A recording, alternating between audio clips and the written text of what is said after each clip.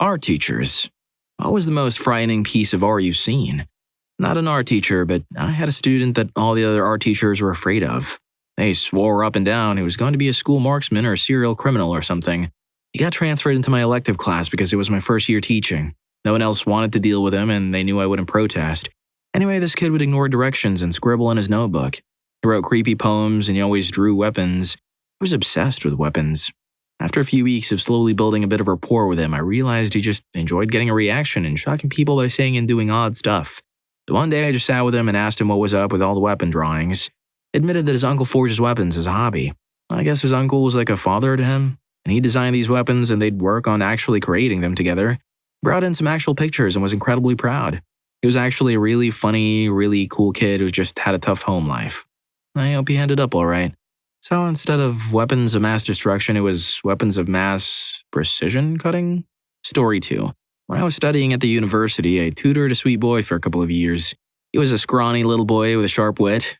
Kids in school loved to tease him, so he answered back with the right words that would hurt them, and they pestered him even more. So he thought that being edgy would make him appear more fearful, and he loved to write short horror stories and draw these scary drawings. He just wanted to feel bigger and safer and maybe to attract some attention.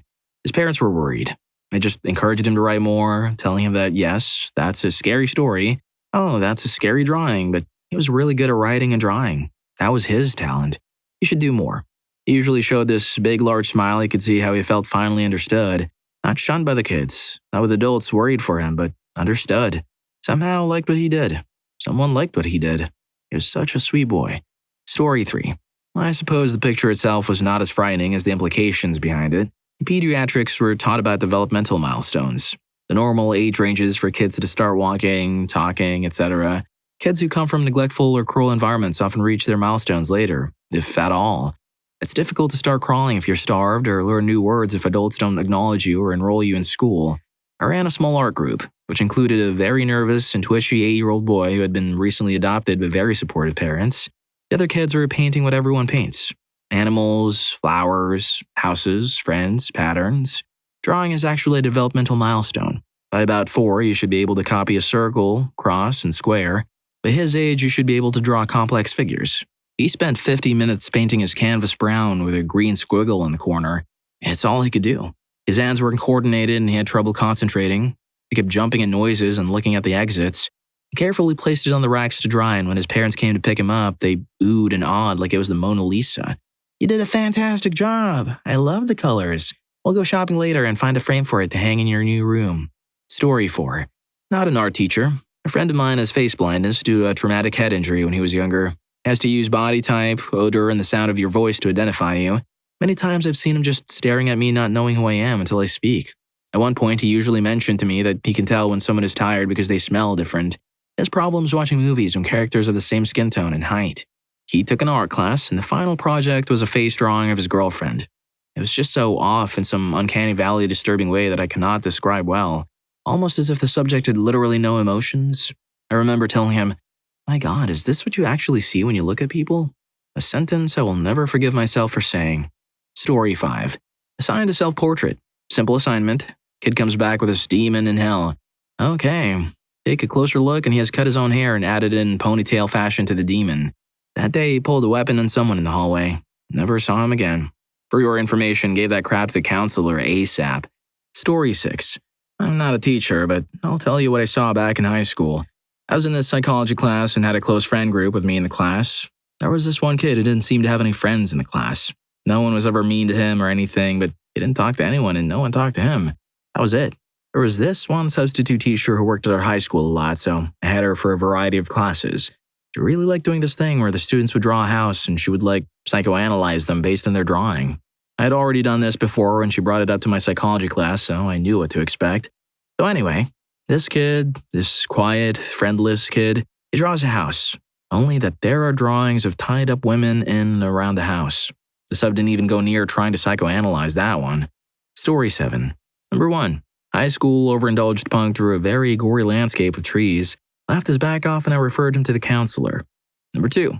Art and media class. Very odd freshman boy asked me to help him find students to act in his movie because he does not like to talk to people. Sure, no problem. Tell me a little bit about your film, I say. The protagonist, himself, wanders around the city harming people and absorbing their energy so that he can stay alive and do cool things. He said he needed at least 5 students, but 12 or 20 would be better, and he did not want to actually have to speak to them beforehand. I referred him to our school psychologist, and he quietly dropped my class the next day. Story 8. I once had a student bring in photos of a terminated squirrel. He did the termination. This was right after the Virginia Tech firing, so it was unnerving. Ended up being a cool weirdo artist. Another one, not so cool, bought 2 bunnies at a pet shop, ended them and turned them into literal slippers.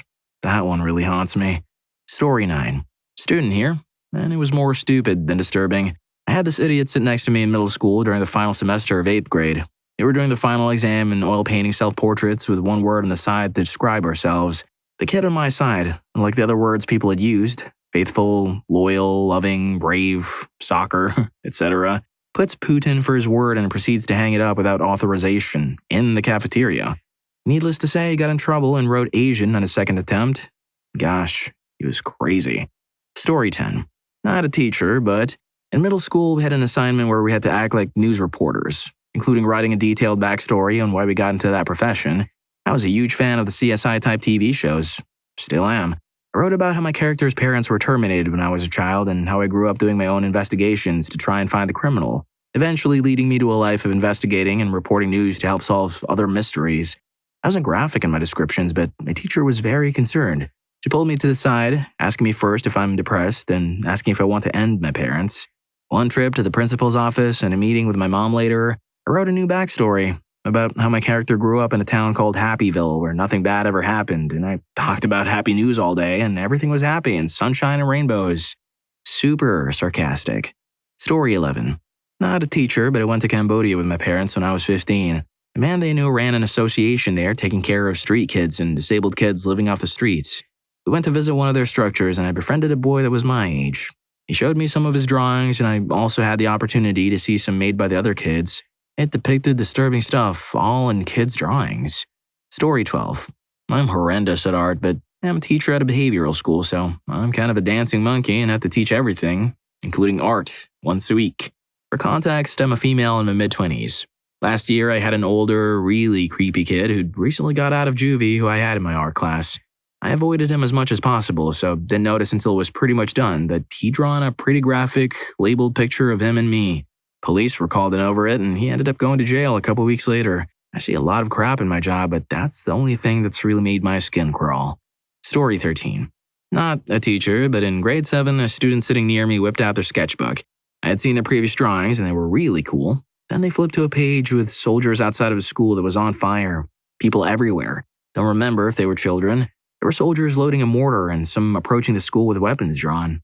It was a very detailed drawing, too. Story 14. I spooked a sub by accident once in middle school. Our teacher left us a 4-panel comic with a cat and a mouse. Think Tom and Jerry, Itchy and Scratchy, etc. I don't remember exactly what was in each panel, but the gist of it was that the mouse was preparing to chase the cat. We were instructed to invent some dialogue and further illustrate and create a story. It was a pretty BS assignment designed to waste time toward the end of the semester, and it didn't want to do it, but the sub said it would be a participation grade. So I drew a Schutzstaffel mouse preparing to burn a Jewish cat in the fireplace. Was it in poor taste? Absolutely. Was it pretty funny? To the other middle schoolers? Yes. Not so much to our older substitute who took it pretty seriously. She called the office and was very upset and concerned it might be dangerous. I guess my blonde hair, blue eyes didn't help the whole thing. Story 15. Not a teacher, but a student in our class with a professor that absolutely hated me because I was a digital artist and liked to draw animals. She believed everything digital art related was just downloaded off Google even when I'd demonstrate with my portable tablet how my art was made. After enduring a lot of ridicule over what I wanted to draw, and the assignments were vague as draw daily, and having her scream at me during a presentation, I decided for the sake of my grade that I would do my final project as a traditional piece of art, and I would make it as messed up as possible. I got an A. She loved it. And the rest of the class, and critique, did too. Our teachers in university are so weird. Lol. I bet she framed it and hung it in her office right next to the World's Best Digital Art Hater plaque. Story 16. I guess this didn't really frighten me at the time, but it's more just funny, but also sad. This really sweet kindergarten boy loved me. He drew pictures of me all the time. One day he gave me a drawing of me, him, and his brother. So it's me in the middle, and he and his brother have bandanas over their mouths and gang clothing. all red, both pointing a weapon. The thing is, he was so excited to give it to me, and when I asked what they were holding, he said weapons. That kind of stuff was so normalized in his life, he didn't even realize they were bad. Like, though he made he and his brother that way, he did draw hearts all over their outfits. I showed his older brother and he just looked sad. Thinking back, I also had a student that I was told was freaking crazy. He'd been moved from one school to ours, and in our district it is really hard to be expelled, and he drew this creepy picture with all sorts of weapons on it and wrote stuff. Weird thing is, he gave me that drawing. Turned it over to the school psych, who later told me when she talked to him about it, he just smiled and laughed in a creepy voice. Story 17. In high school, I got bored after finishing my tests, so I usually drew something. Often just small, crappy things in corners. One time, there was a whole blank page for procedure. I don't do procedure because it was literally putting two numbers in a calculator and voila, that's your answer. I had to redo tests where I got good grades in front of a teacher because they thought I cheated due to being a historically bad student, but got a good grade despite no procedure. But that's another story. So on this full page, I made a cartoon drawing of someone dragging a big trash bag that had the outline of a body. The person was moving it towards a shredder, and there was a path of liquid that the bag was leaving behind. The teacher thought it was some sort of cryptic threat towards her or something like that, so I spent a whole period with the teacher and the school psychologist explaining that my drawings consist of blindly making a few lines and connecting them until I eventually see some sort of image and complete it. Story 18. I helped my friend with her photography exam piece by laying in alleys with fake red liquid dripping out my eyes, ears, or mouth, or in my hair. A load of fake bruising, and for one picture, dislocating my jaw and shoulder. All of them with my eyes open, glazed. She got some great hyper-focused reflection of the skyline in my eyes in some of them. I can't remember why she was doing a photography final with a theme of termination, but she was one of the sweetest, most anxious, and unassuming people you've ever met. I'm the one with the true crime obsession. Story 19. I was teaching elementary school. Homeroom, not art. One girl is very bright. Flies through her work flawlessly, then acts very inconvenienced that the other kids can't catch up. She requested the corner of the room, and I obliged because why not, and she usually punches over and barely looks at me during class. One day I was administering a spell test, and she was doing her usual thing. Write the word quickly, flip the page, and draw. Write a word, flip, and draw. When I got the test, I quickly flipped it against her will to find a 4-panel comic. The first panel was clearly me in front of class telling her she's a great student. Second was her ignoring me. Third said, 10 years later in big bubble writing, and the fourth was her me in the head. Story 20. Not a teacher, but actually my past self drew something pretty disturbing in the 2nd grade. My mother was married before she was with my father, but the relationship was cut short when her husband was ended by an intoxicated driver. Now, this was a long time ago, so my memory is a little fuzzy, but from what I recall, my parents played the tragedy off by putting a positive spin on the incident. Because mommy's first husband passed away, our family was able to exist. The kind of thing you tell a 2nd grader to prevent nightmares. In 2nd grade, I drew myself, my mother, my father, and my brother and sister standing smiling in the middle of a burning wreck. Presumably my mother's first husband and the man who hit him, for a Mother's Day card. Obviously, the teacher called home. Obviously, my mother still has the picture because it was just so damn hilarious.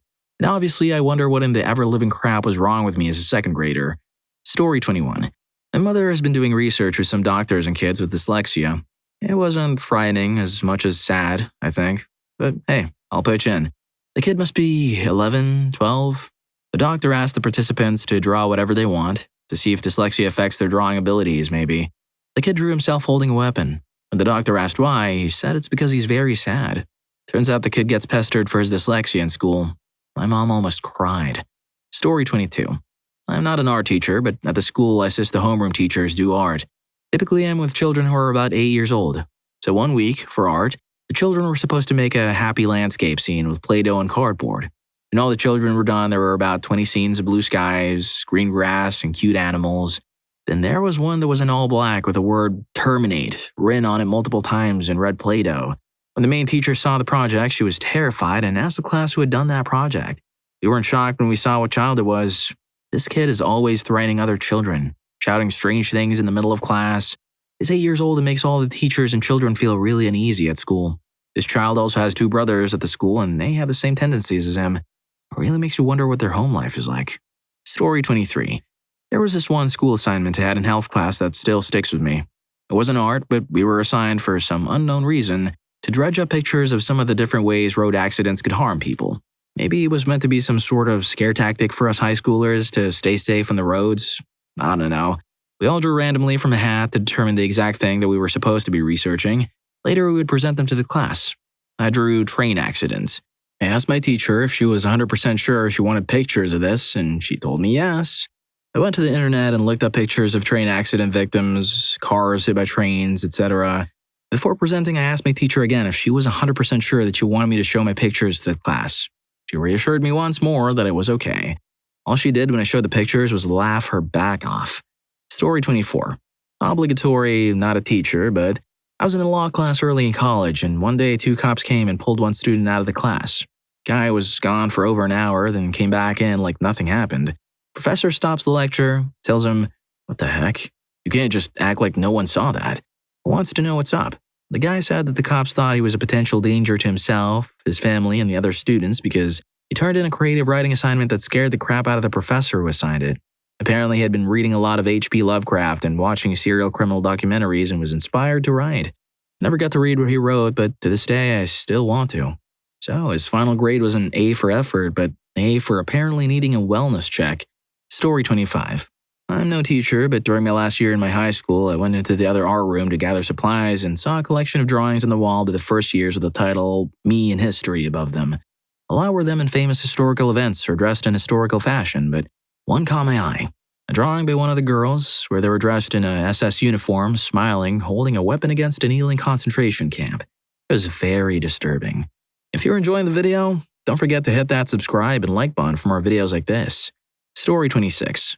I've been drawing and painting my whole life. It's been my obsession, passion, and was my great escape from my crappy home life as a kid. When I was in 6th grade, I had this science teacher who I really loved. She was my favorite teacher in a school full of people I hated. I'd gotten in trouble for drawing dark stuff before and had spent a lot of time with DHS workers and child therapists and school counselors as a kid. One day, my beloved science teacher asked me to draw a turtle. I was pretty excited. I sucked at many things as a kid and had a reputation for being a creepy, quiet kid, and I saw the assignment as a chance to impress my teacher with my drawing skills, something I was actually great at. So, I drew a turtle, but mine was playing baseball and chewing bubblegum. It was a very child-friendly, sort of cute kid book type illustration, a far cry different from my normal, darker drawing style. The other kids drew basic, boring turtles, and mine was awesome. They knew it. Anyways, my teacher criticized me in front of the class for that drawing, and it ended up being another reason for a parent-teacher conference about another bad thing I had done. Usually I had to brace myself for a kicking after my mom would get called into the office, but at this meeting, my mom looked at the drawing and said, "That's the best freaking turtle drawing I've ever seen." She then proceeded to rip on my science teacher for being a dim-lit candle with no creativity. It was one of my mom's better moments in my life that I cherish it, and use that memory to drown out a lot of the bad memories of her. I really hated my science teacher after that, and when she won the Teacher of the Year award, I really wish she would trip and fall on her face while walking to the podium to accept her award. As a side note, I realized my cute turtle drawing strayed far from the actual assignment to just draw a simple turtle, and more than likely they considered my drawing an act of silent defiance, but a simple redo the turtle so he's not playing baseball would have been an easier way to handle the situation considering I was a quiet, low self-esteem weird and not an aggressive and combative type of weird. Story 27. My 5th grade teacher got frightened I was drawing a bunch of stick figures fighting each other and sent me to the principal's office, who put me in school suspension. Called both my parents because he was concerned I was being exposed to too much violence and said, "At your age I would draw houses and flowers and clouds." He suggested I stop watching violent movies, shows, and video games. After that, my dad said that was the most stupid reason to get in trouble and we went out for ice cream. Seriously, that was way too overboard. Story 28.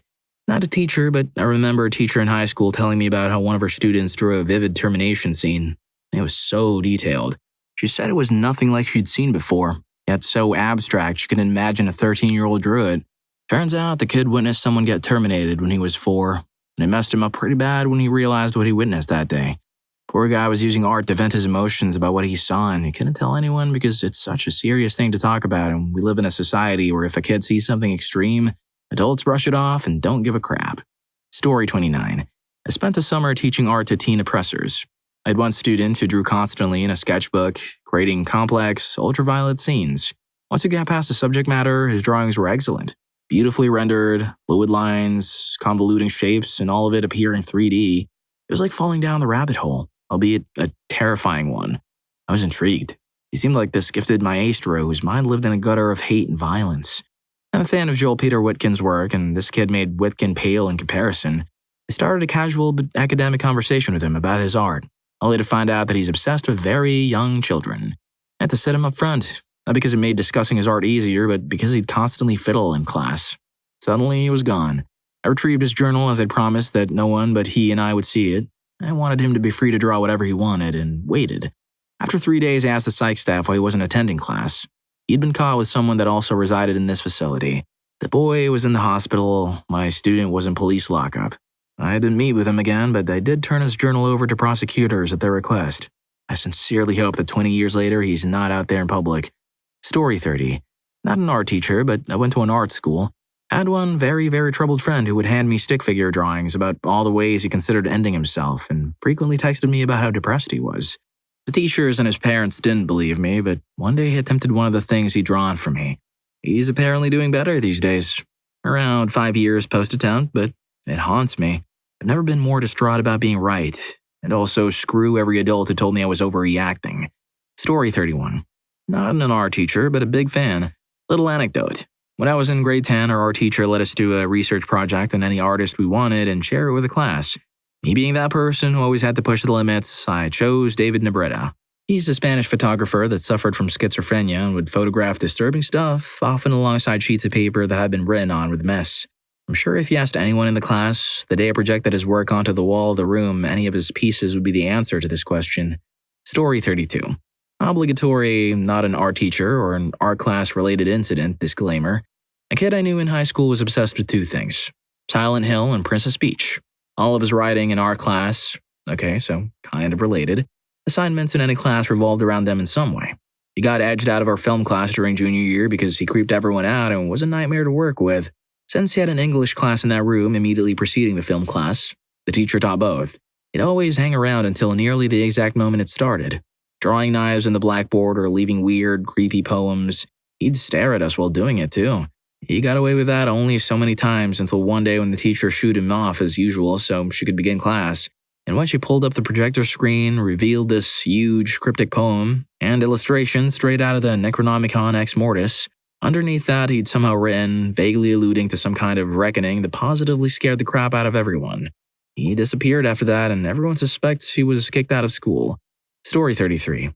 I was a student. I had a group project that we had a showing for. The class was terrible in general.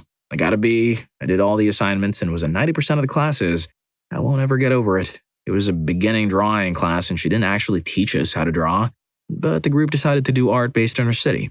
So there's architecture, portraits, food, etc. Well, one kid. He was really quiet in class, but over text he was so excited and all over the place. I was assigned to be the leader, and just happened to be older than the group by at least 10 years. He didn't show up to our proofing meeting, and when I questioned him about it, he sent me a submission. It was a guy sitting in a bathtub full of red liquid, and there was some weird inspirational quote about choosing life. I was stunned. Turns out the subject was a guy the kid knew who did end himself. But I'll tell you, the emotional maturity of these kids blew me away. I showed 3 others because I was at a loss of what to do. I did tell the kid that it was way off mark and it wouldn't be accepted. But the group, they made sure I was okay. When I reported it to the teacher, one of them went with me. I'm all for dark art. I even made a piece for the class, but refused to show it in front of everyone, and anyone who looked at it, I warned them it's dark. But there is a time and place, and this show was not the time or place. Story 34. Not a teacher, but a student. When I was 15, I was assigned to write a "What I Would Do If I Had 30 Days to Live" essay. I felt insulted by the mediocre work, so I thought I'd have some fun with the essay. I ended up writing the plot to Dan Brown's Angels and Demons. 2 days later, I was sent to the counselor's office, questioned by the principal, and interviewed by the psychologist. The essay was generally about sacrificing priests under elemental conditions. I detailed how it would take them and end them. Note, I was just incredibly bored and I'm currently a musician who leads a pretty normal life. I learned 2 things. 1, I was way ahead of the educational system and was not challenged. 2, I find humor in chaos, especially when bored. Story 35. High school 1977. Not a teacher. While everyone else was drawing Pink Floyd rainbows and peace signs all over everything, the biggest burnout in the class made a wide metal bracket with intricate triangular designs cut out of it. He turned it in and got a great grade for the first project he ever bothered finishing, and some well-deserved praise for his effort. Teacher handed our work back, and the first thing he did was grab a pair of pliers and bent all the triangles outward, making it a thick metal spike bracelet. I found that devilishly, disturbingly clever. Story 36. I teach martial arts part-time and had one student who was always kinda in her own world, and everyone always made fun of her for it. Anyways, one day when her older brother came to pick her up, she dropped her notebook and it opened a page with a drawing of a kinda anime version of herself, but with a something around her and splatter everywhere. Of course, she quickly grabbed it and ran out. I'm really good friends with her brother, so I brought it up to him later and he told their parents and they searched her room. They found all kinds of really dark drawings and also found rope hidden under her bed. I'm not totally sure, but I feel like my concern about her drawing might have saved her from trying and possibly succeeding in ending it all. Story 37. Not really a fit for this post, but it pertains.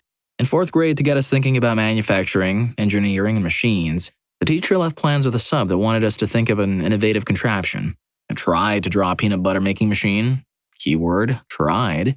In essence, it was shaped like a robotic man. So when you put raw shelled peanuts in the robot's mouth hole, it grinded the peanuts.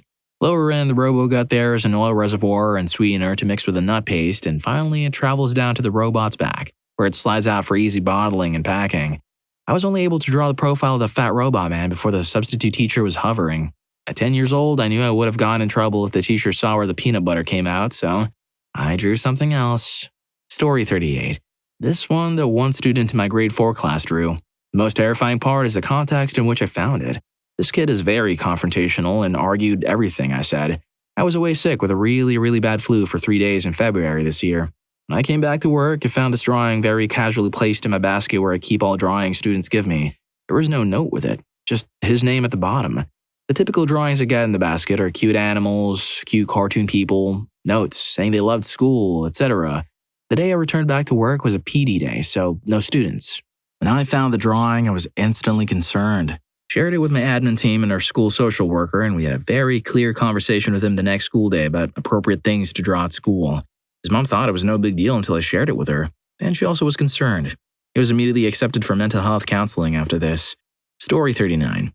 Not an art teacher, but an art student who did some creepy drawings. I was getting really into the show Buffy and drew a picture of a man tied to a coffin, with a person in a robe standing over them, holding a stake. There were candles and a pentagram on the coffin. I gave the drawing to a kid I knew that liked my art who proceeded to tell people that he drew it, until he was caught by a concerned teacher. He then fessed up and told them that I drew it. I was sent to talk to the school psychiatrist who asked me a lot of weird questions, including, "Are you in the occult?" I did not know what the occult was at the time, so I assumed she meant an occult. She corrected me and explained it poorly, since she was just a weird, superstitious lady who didn't know what she was talking about. Funny thing is, I'm now super into the occult. Luckily, I didn't get into too much trouble given the nonsense that was going on at the time, but it is a little upsetting to me that I had a pretty awful home life, and the signs were super obvious, and that the only time I was sent to talk to someone was because of a Buffy drawing. Reading the comments from all the teachers on here makes me really happy. And it's nice to know that there are teachers who understand this and see the signs and will reach out and try to help. I had a few in my life that made all the difference and really helped me survive an awful time. Thank you for all you do. Story 40. I'm not an art teacher, but I feel like I should mention this.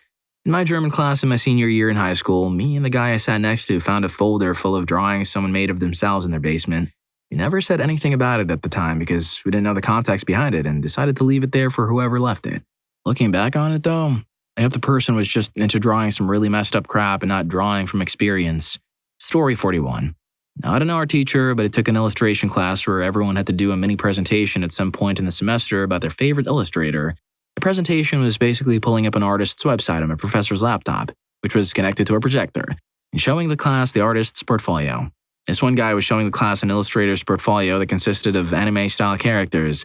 As it turns out, this artist also displayed their explicit illustrations on their website. This guy basically showed the whole class very detailed illustrations on a projector. Story 42. Wasn't my art teacher, but as a kid, about 8 to 9, I drew a skull and crossbones and gave it to a girl that was annoying nonstop. The teacher got a hold of it and my mom was phoned to come answer for me. My mom says this wasn't the first time she'd been called and that this was the stupidest reason. My head teacher thought this was a serious indication that I, an 8 to 9-year-old kid, was going to end one of my classmates and was openly threatening her. According to my mom, it was a pretty decent drawing of a skull. That was the most disturbing thing about it. Teachers must have found it disturbing at least. Story 43. Not an art professor yet, but one of my fellow classmates was a small, extremely reclusive Asian art student. I worked with her in many classes, one of which was advanced drawing. For her final, she drew a girl, hiding, facing a wall with her back to the viewer. Just to the left of the girl was a hallway leading to a dark doorway opening. where a male was standing facing us. The only thing he had on was a ski mask and a weapon. It was such a disturbing scene that I told my instructor it was too specific to not have some basis in what the student had possibly experienced, or witnessed that maybe she needed to talk to someone. That drawing is still seared into my brain. Story 44. In 3rd grade, the teacher decided to let us play outside instead of gym class. This one kid was sick, so we left him in the classroom. He really hated our teacher, but he was extremely intelligent too. When we came back, 5 minutes before the teacher, as always, the entire board was an enormous drawing of the entire school burning. Airplanes bombing the sky, and as a cherry on top, a huge nuclear blast. When we said that he's going to the principal, he quickly erased everything just before the teacher came.